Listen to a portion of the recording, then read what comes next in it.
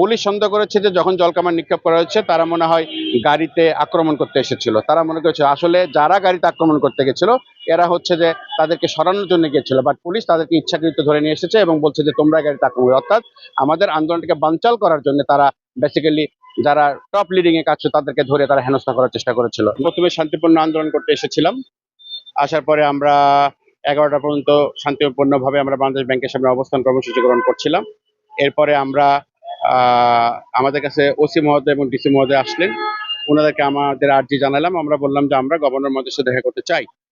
তখন উনি বললো যে ঠিক আছে, আপনারা দেখা করতে পারবেন, কিন্তু শর্ত আছে আপনারা বাংলাদেশ ব্যাংকের ফটক, মেইন ফটক গেটটা ছেড়ে সাইডে থাকতে হবে। আমরা বললাম ঠিক আছে, আমরা সরে গেলাম আপনাদের ভদ্রতার খাতিরে। 1 ঘন্টার ভিতরে যদি আপনারা দেখা করতে না পারেন তাহলে কি করবেন? তো বললো তাহলে আপনারা এসে আবার পূর্বের জায়গায় অবস্থান নেবেন। এরপরে 1 ঘন্টা পরে ডিসি মহোদয় ঘুরে এসে বললো যে সরি, উনি দেখা করাতে পারবেন না, কারণ গভর্নর মহোদয় বলেছেন উনি সবেমাত্র দায়িত্ব গ্রহণ করেছেন এবং উনি এখনো 5 ব্যাংকের মার্চিকরণ সম্বন্ধে এখনো সেরকম কিছু জানেন না, উনার অবগত নাই, উনাকে আরো কিছু সময় দিতে হবে, উনি জানবে, জানার পরে উনি কোনো ডিসিশন দেবেন। তখন আমরা আমাদের সাথে এই বিষয় নিয়ে আলোচনা করলাম। তখন সবাই ক্ষুব্ধ এবং বিক্ষুব্ধ। সবাই বললো যে আমাদের টাকা নিয়ে বিগত 1.5 বছর ধরে 2 বছর ধরে ছিনিমিনি খেলা হচ্ছে, তার কোনো ডিসিশন নেই। যে যখন আছে সে তখন বিভিন্ন ধরনের মতামত ব্যক্ত করে এবং তাদের কোনো ধরনের চিন্তা ভাবনা নাই, আমাদের প্রতি কোনো সিম্পাথি সহানুভূতি নেই। আমরা রোজা থেকে এখানে আমরা এসেছি, আমাদের প্রতি কোনো ধরনের তাদের ভ্রুক্ষেপ তারা করছে না এবং তারা যে আমাদের প্রতি সিম্পাথি দেখাবে সেটারও কোনো অবকাশ আমরা দেখছি না। সে পক্ষে তখন সবাই মিলে ডিসিশন নিয়ে যে ঠিক আছে রাজপথ দখল করো। রাজপথ যখন আমরা দখল করতে যাই তখন পুলিশ আমাদের উপর চড়াও হয়ে আমাদের উপর জলকামান নিক্ষেপ করে এবং আমাদেরকে ছত্রভঙ্গ করেন এবং সে প্রেক্ষাপটে আমাদের 3 জন ভাইকে ধরে থানায় নিয়ে আসে।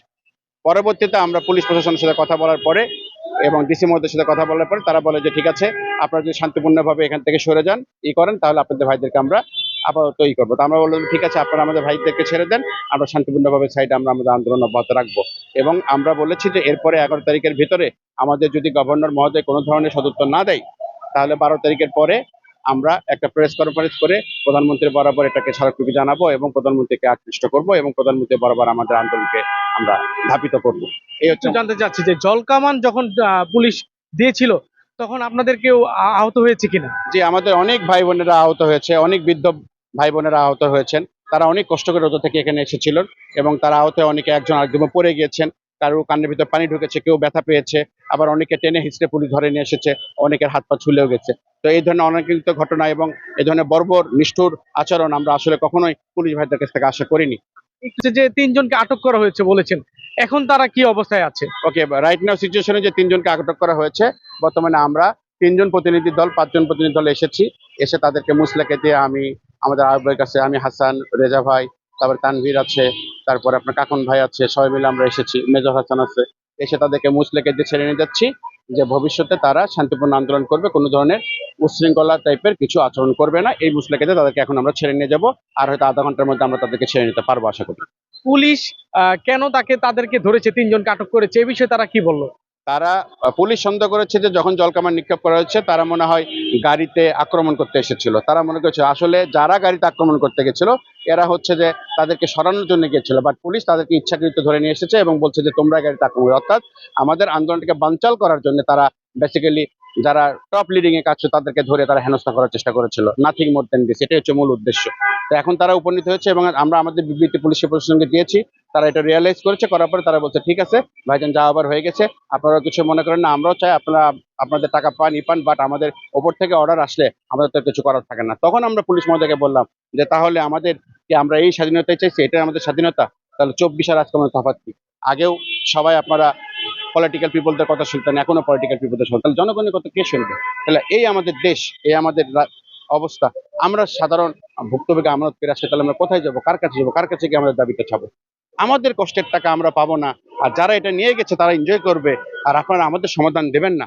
অ্যাজ ওয়েল অ্যাজ ব্যাংকের যে 20% টাকা কর্তন করা হয়েছিল সেটাও তাদেরকে ফিরিয়ে দেওয়া হচ্ছে কর্মকর্তাদের, বাট আমাদের সম্বন্ধে এখন পর্যন্ত কোনো ডিসিশন আসেনি। আমি জানি না কেন। তার মানে কি আমাদের টাকা এতই বেশি অবহেলিত? আমাদের টাকাই লুণ্ঠন করতে হবে? আর কোনো বাংলাদেশের গভর্নমেন্টের কোনো অপশন নাই? প্রধানমন্ত্রী কি কোনো আমাদেরকে এটা সমস্যা ন্যায়ের দৃষ্টিতে দেখতে পারে না? আমাদের প্রতি কোনো ধরনের তার একটা সফট কর্নার ক্রিয়েট হয় না? মাননীয় প্রধানমন্ত্রী দৃষ্টি আকর্ষণ করে বলছি, তিনি কি আমাদের জন্য একটু একটু সদয় হতে পারেন না? আমাদের যে লক্ষ লক্ষ 75 লক্ষ গ্রাহক, প্রায় 3.5 কোটি আমরা পরিবার, আমরা আজকে অবহেলিত, নিষ্পেষিত, নির্যাতিত, আমাদের কোনো ধরনের কোথাও চলার অবস্থানে আমরা হচ্ছে মিড লেভেলের লোকজন, আমরা না পারি হাত পাততে, না পারি কিছু করতে, আমাদের জীবনযাপন অনেক কষ্টতর, মানবেতর হচ্ছে, আমরা কেন চেয়ে চেয়ে খেতে পারি না। তো দয়া করে আমাদের প্রতি সদয় হন, এই রোজার মাসে আমাদের প্রতি সুদৃষ্টি দেন এবং আমাদের চাওয়াটাকে আপনি অনুমোদন দেন এবং আল্লাহ আপনাকে দীর্ঘায়ু করুক এবং আল্লাহ আপনাকে দীর্ঘ পথ চলার তৌফিক দান করুক।